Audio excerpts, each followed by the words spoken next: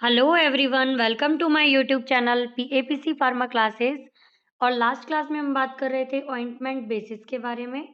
Ointment basis हमने discuss किए थे। 4 टाइप्स के यहाँ पे होते हैं: oleaginous base, absorption base, emulsion base and water soluble base.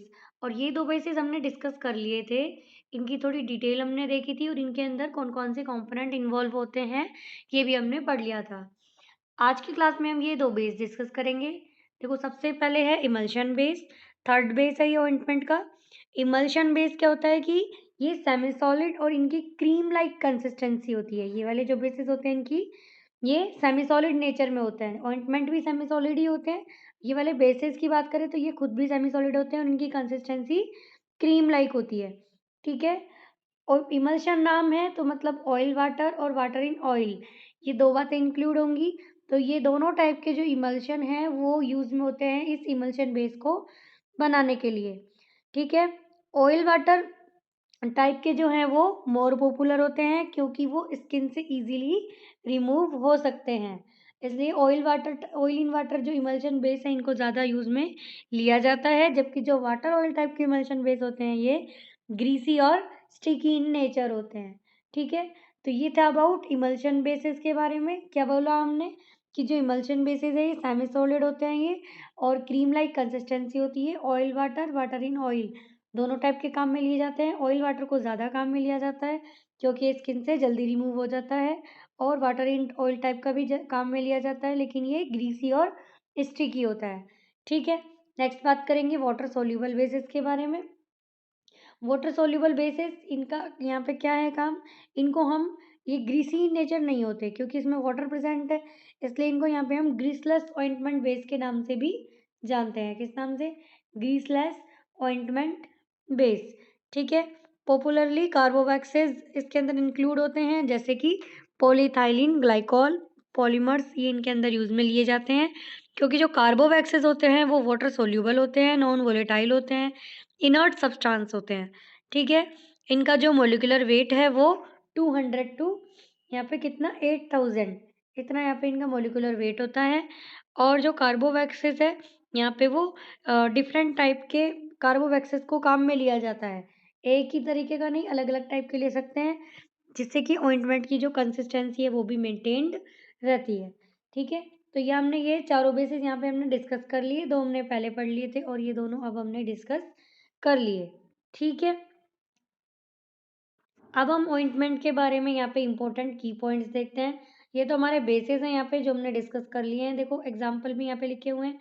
Absorption base hydrophilic in nature होता है और वैसे हमने पहले पढ़ लिया है इसके अंदर कौन कौन से इंक्लूड होते हैं। Emulsion bases, water soluble bases, oleaginous bases. ठीक है। अब इनके बारे में हम एक बार इंपॉर्टेंट की पॉइंट्स यहाँ पे डिस्कस कर लेते हैं कि कौन कौन से होते हैं, क्या क्या ऑइंटमेंट से रिलेटेड यहाँ पे इंपॉर्टेंट बातें हैं।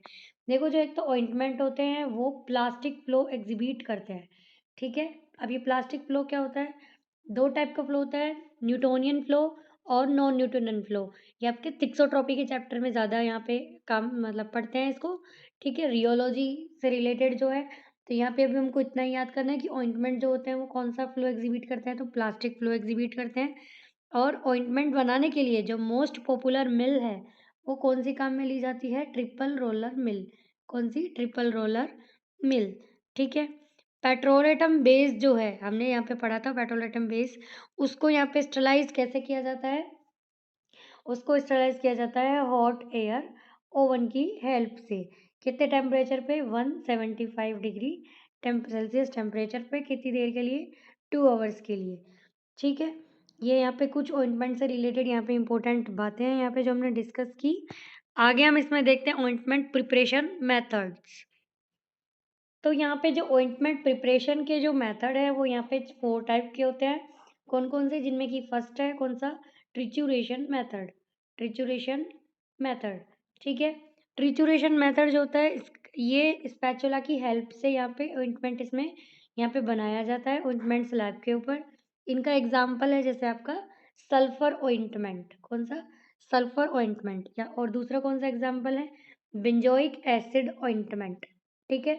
तो ये यहाँ पे कौन से? ट्रिचुरेशन मेथड की हेल्प से बनने वाले ये ऑइंटमेंट्स है। सेकंड है यहाँ पे कौन सा मेथड? आपका फ्यूजन मेथड। Fusion method.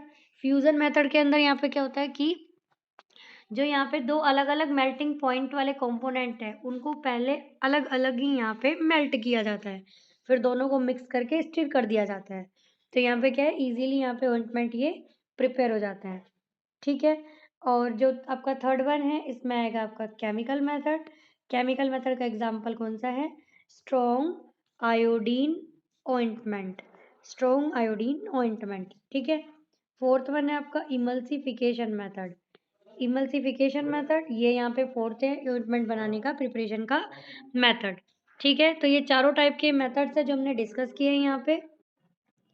हमने यहाँ पे जनरली ऑइंटमेंट के बारे में डिस्कस किया कि यहाँ पे ये क्या होते हैं ऑइंटमेंट्स, इनके बेसेस, यहाँ पे कौन-कौन से टाइप के बेसेस इसमें इन्वॉल्व होते हैं और यहाँ पे इनकी डिटेल भी पढ़ी हमने बेसेस की और इसके अलावा हमने जो इम्पोर्टेंट की पॉइंट्स थे वो भी यहाँ पे डिस्कस किए। ठीक है? नेक्स्ट क्लास में अपन नेक्स्ट टॉपिक के साथ मिलते हैं। तब तक के लिए थैंक यू, धन्यवाद, जय हिंद, जय भारत।